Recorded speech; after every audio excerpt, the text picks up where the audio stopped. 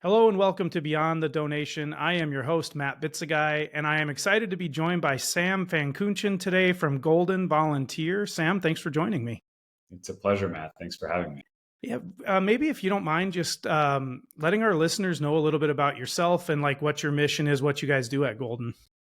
Sure. So at Golden, we try to help anyone of any background live in their golden moments through acts of service in all their forms, and to help organizers at every scale, whether you're just getting a community group together or you're operating a global entity, to have real time visibility into the performance of your activities and your partners' activities, whether it's in our system or in attached systems like DonorDoc. And in that capacity, we are the most award winning volunteer management software in the world. We might even be the most award winning constituent management software out there. And we're also the most popular apps for volunteering. Some people find our apps for iOS and Android. We also have web apps. Those apps are often branded. So if you go to 9/11 Day or to UNICEF or Charity Navigator or many others to go and volunteer, you're actually interacting with our ecosystem that's branded and or curated by any number of partners. We work in the nonprofit sector, and we also work in government, corporate social responsibility, K through 12 ed, higher education, healthcare, disaster relief, and other categories. And we operate currently on 6 continents, and we go country by country when we localize. Prior to Golden, I've always had an interest in social entrepreneurship, particularly using technology to open new horizons of opportunity for anybody who's on a mission. And my academic career also led me deep into the field, in addition to other professional interests that I had, again, prior to Golden.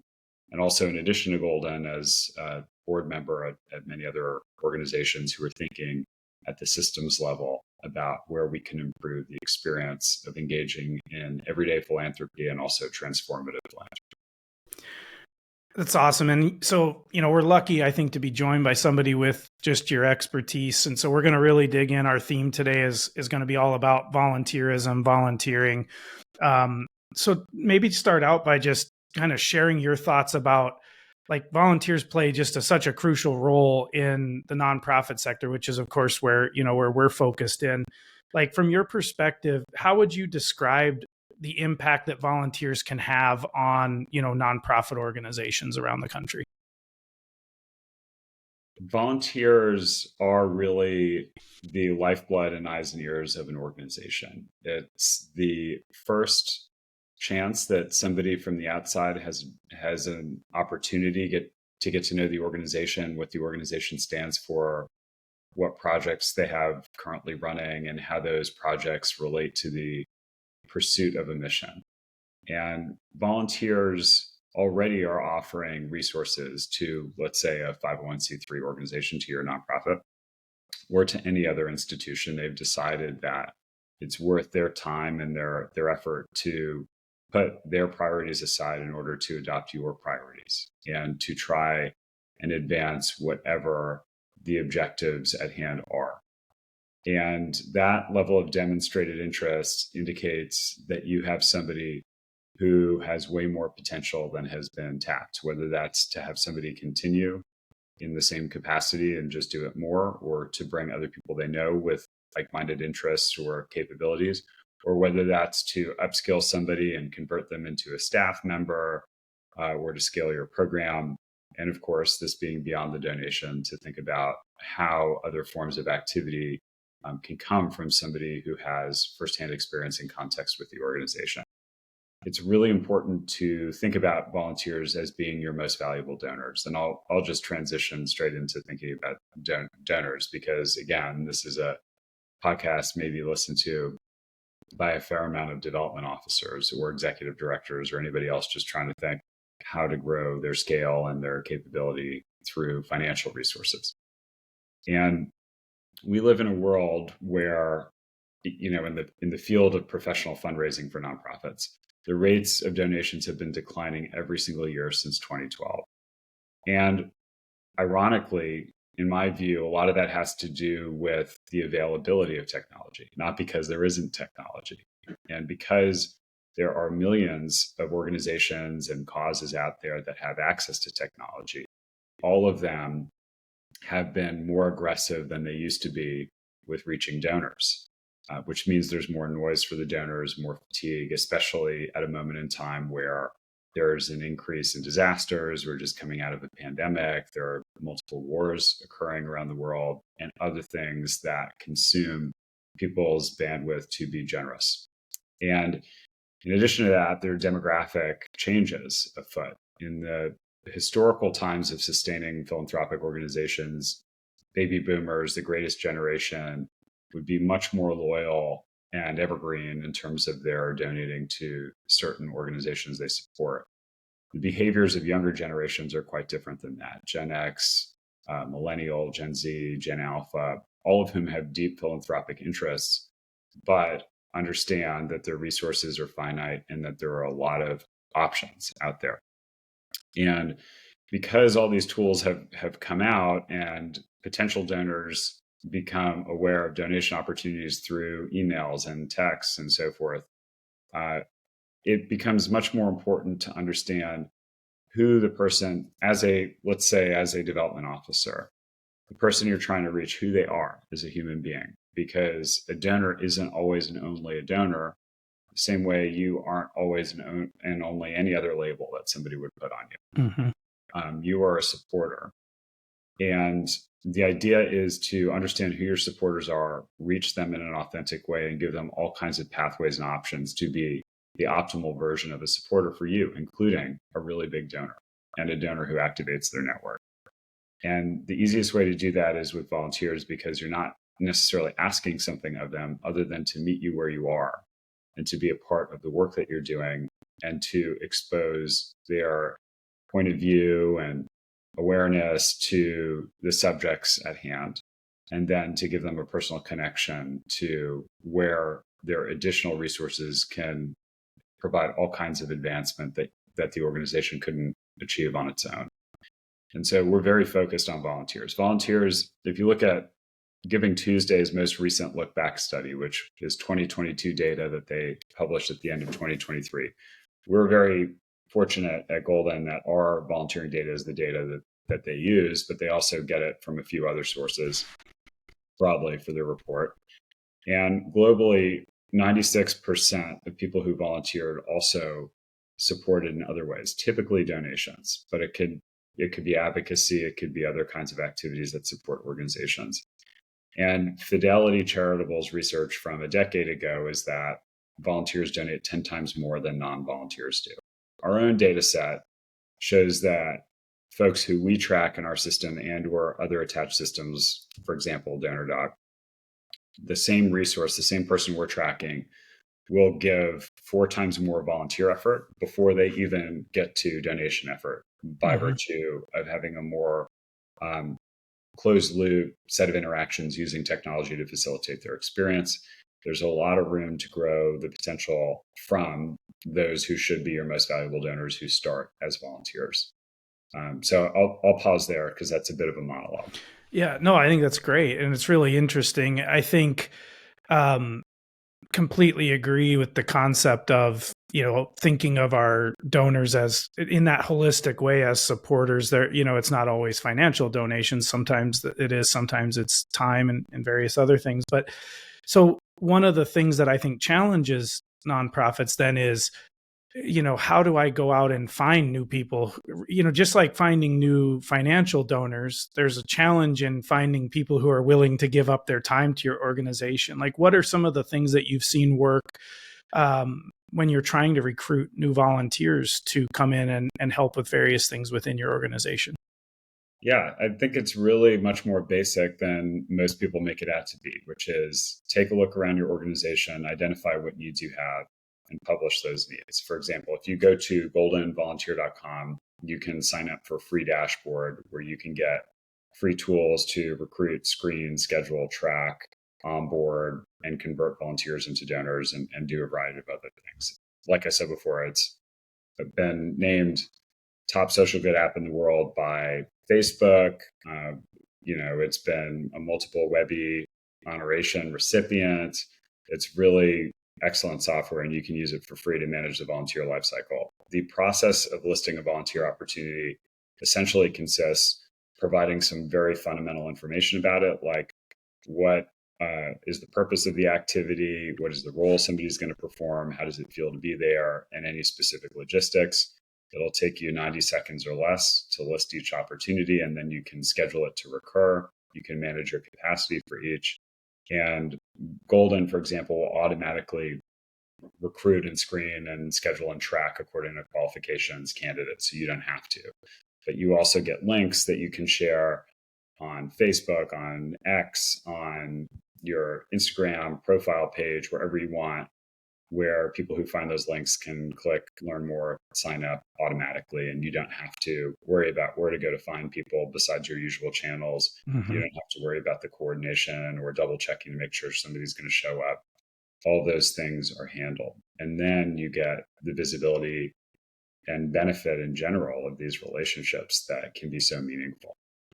And you mentioned qualifications. It made me think of one of the questions that I was going to ask you. So in certain situations and certain types of volunteerism, there might be a need for, further vetting of potential volunteers. Like, how do you guys handle that sort of thing? Is there, maybe I'm working with children and I want people to have a background check. Like, is that the kind of qualification things that you can manage within the Golden platform? Or Absolutely. So in Golden, we call them real time, but engineers would call them near real time background checks. Usually we get results in a few seconds, like 30 seconds, 45 seconds. Mm-hmm. And we can do federal criminal, county criminal, sex offender, terrorist watch list, identity theft check, even driving record checks in seconds. Okay. And those are very common parameters. So when you list an opportunity, you can say this opportunity requires background check or a clean driving record or whatever. And then we can make sure that the participant performs that before they're able to complete their sign up. But we also don't have to slow them down to go send them to the next town to schedule a live scan and pay $75, wait to get their results, and then give their social security number on a piece of paper to somebody. Mm-hmm. Those days are over. Yeah. So that's great. But there are also all kinds of other parameters. For example, it's possible that a participant will have needed to complete a certain training, or that an opportunity is private only for employees of a bank that you work with. All of these are very common. There are many other common ones too. We support, as I mentioned before, disaster relief efforts, very vulnerable populations, healthcare circumstances, healthcare practices. And each of these have different sets of regulations. In these settings, the software that we provide complies with those regulations so that you don't have to think about it. Yeah. One more thing that, take that burden off of the organizations you're working with, which is great. We talked a little bit about recruiting. It sounds like you guys make that, pretty easy. But just like any supporter, whether it's financial, volunteer, engage, kind of ongoing engagement is really key as well. And so what do you, what's your take on kind of how best to maintain that meaningful engagement with your volunteers over time, and what kind of tools do you guys have to help in that effort? I think something all of us could do better, myself included, is just trying to meet people where they are. If you think of volunteering as, I think from the perspective of a consumer, a participant, or a volunteer, that volunteering is an expression of who you are, an extension of your identity. We were talking earlier, Matt, that you're interested in golf. There are a lot of ways to play golf that involve volunteering. For example, First Tee, the organization that helps people learn how to play golf. But there are many others. And so as an individual, opening your mind to doing the things that are interesting to you, whether you know about them or not, maybe it's something you want to learn about. Finding ways to pursue those interests through service gives you a much deeper appreciation for those interests, because you understand it not just from your own perspective, but somebody else's perspective.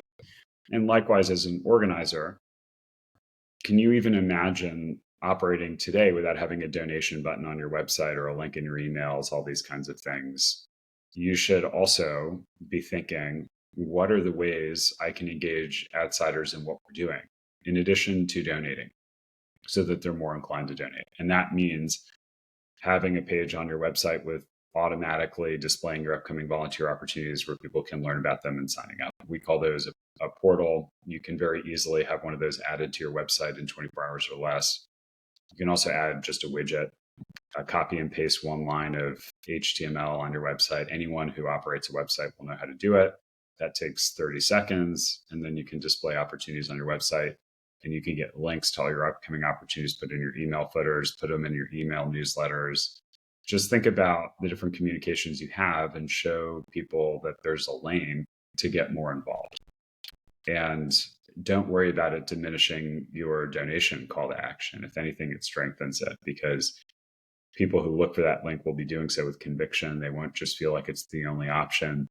People who know they like to donate won't feel pressured to always and only be a donor. People aren't ready to donate, have a chance to get to know you better, and maybe donate more than a $5 or $20 request, and instead make it a part of their life. Yep. How often do you see that transition of someone who maybe starts in, supporting an organization through volunteerism, through time, and they transition into that financial donor over time? Is that a pretty common pathway that you guys see? It's very common. And I would request or suggest to anybody who's listening to this to look at your own board, or look at the organizations you admire and who their leaders are and how they became involved with the organization. And it's very likely that those will have started as volunteers in some kind. Yeah. So again, just reaffirming this concept that, we need to be thinking about our supporters in a holistic way, and not just strictly in a financial perspective as far as like a financial donor. What are some of the big challenges that you see for organizations that are, that are heavy with, needing volunteers or trying to manage a volunteer program?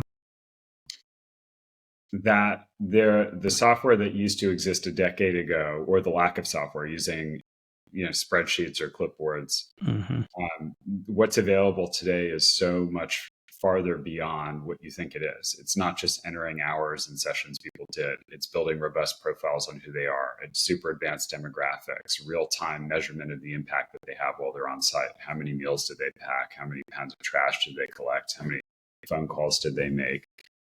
All of those things that can automate, for example, your grant applications or your board reporting.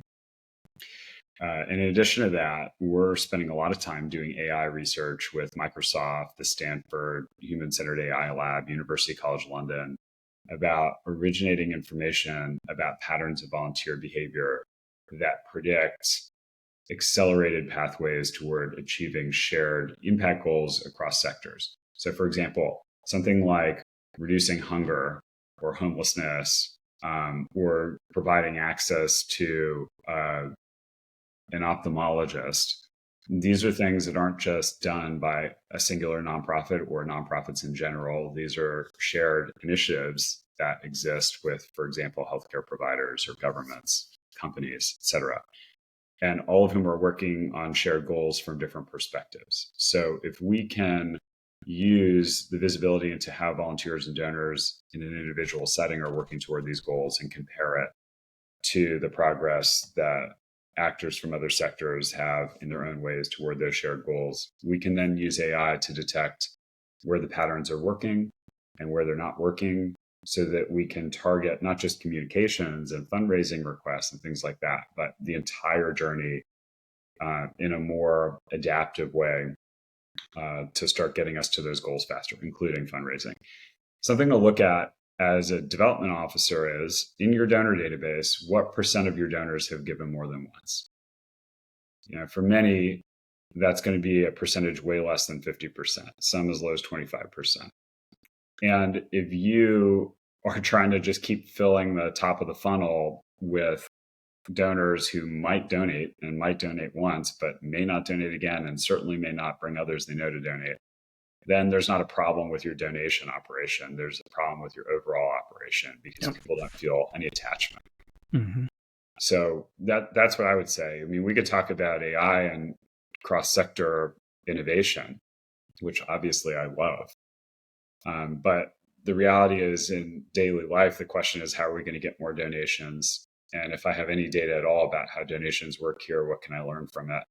And what I would say is, don't just look at it and say, wish we had more, or our donations are going down, if that's the case, as it is for many of us. I would just ask, where are things healthy, and what are some metrics that might indicate that we should think about broader relationships so that we get more enduring financial partners? Yeah, that makes a lot of sense. I think we think about that a lot in terms of just the power of relationships and fundraising. It really goes across the board as we talk about supporters.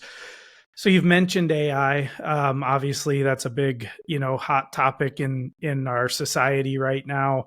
What trends do you see coming with either AI or with other technology, and that you think will impact volunteerism? Besides what you've kind of touched on there. Absolutely. So I think where it's exciting, particularly in our world here, is the things that take a lot of time for a human being to do can be done faster with tools that work alongside you. And honestly, yes, in the long term, there may be some threats that AI poses. And I certainly am aware and believe in some of those threats, but they're not usually the threats that we think about. I don't think any of us are going to lose our jobs because of AI today or in 5 years. But what we might be able to do is get a lot more valuable work done if we have AI in the places where we could use a little bit of acceleration, and where, literally these AI bots are being called co-pilots pretty regularly. Mm-hmm. I would think of it that way. As cheesy a name as that may be, if the AI is just doing rote tasks, time-consuming tasks, maybe helping you bounce ideas off of, something, test some copy, mm-hmm. that kind of thing, great. In volunteering, what that looks like is, as an organizer, having an AI help you draft and publish opportunities, having an AI look at the trends and, we call them insights or data or metrics or reporting about how your volunteer program's going, and help you interpret that so that you can see where there's trends, what's going really well, maybe where you should spend some more time, maybe what you should take credit for having done, where you can use raw outputs of data that a system has collected and have them turned into some kind of report, whether that's for a board or just your email list. Those are very obvious. For the participant, we're thinking about AI to help be your coach in whatever journey you want to take as a supporter of things. And that means understanding the world around you, understanding yourself, what's meaningful, what's rewarding, what brings you elation, and to help accelerate the frequency and duration of those golden moments. That's awesome. There's a lot of exciting things, I think, coming. Technology's moving, as you know, so quickly. It's almost hard to keep up. But I think I'm in agreement. There are so many things that I think AI can help with as we continue to build those pieces out. So, Sam, very interesting. I think, volunteerism is such a core component operationally for so many nonprofits. So your expertise, your knowledge, and the tools that you provide are hugely valuable. If you could just offer one piece of advice to, a nonprofit executive director or development director, what would that one piece of advice be that you'd leave us with? It would be, if you think your development team and volunteering team work separately or manage communications or relationships separately, that you should call a meeting and eliminate any ability organizationally for that to happen. You don't even need technology for that. But I think you need to bring everybody together and say, from now on, we're not managing each of our own stakeholders and relationships. From now on, we're sharing information about who our people are, what's important to them, what's important to us to do with them. And then you can make some very basic technology decisions that will help you optimize those relationships, including fundraising software that's more intelligent and more personalized, and volunteering, because volunteering is going to give you access to a broader market of much more valuable resources. Yeah, it's a really, really good tip. I'm guessing we're going to have a lot of listeners who are interested in learning more about Golden and what you're doing. Can you kind of share with us where they can find out what's the best source of information about if they're looking for more about Golden? Thanks for asking. Please visit goldenvolunteer.com. We're on a lot of different social media under the handle Golden App, or you can email us. We have a full-time support team at support@goldenvolunteer.com. And we are very excited with our integration that we have with Golden, because again, when you think about trying to get your tools working well together, having all of that data, across these different applications, I think is really key. So we're super excited to partner with you guys on that integration. Thank you so much for joining me, Sam. I know you guys have some weather related things going on. So I appreciate you taking the time out and talking with me and our audience. I'm sure everybody thought it was very, very enlightening around the volunteer side of things. Well, thanks for having me, Matt, and on behalf of our team for thinking of us in the ways that your team does. And we'd just like to say it's not lost on us how lucky we are to work with a team at DonorDoc that really understands and values their users and wants to help them get up and going and wants to help them do a lot with a little. I appreciate that. There's like that. And I'm sure your clients realize that when they work with you. Thank you. Likewise. Yeah, appreciate that very much. All right. If you know someone that you think is making a significant impact on the nonprofit sector or have a topic that you'd love us to dig into, please reach out and give us those ideas. We'd love to hear from you. We're always looking for inspiring stories to share with our audience. Sam, thanks again for joining me. And this has been another episode of Beyond the Donation.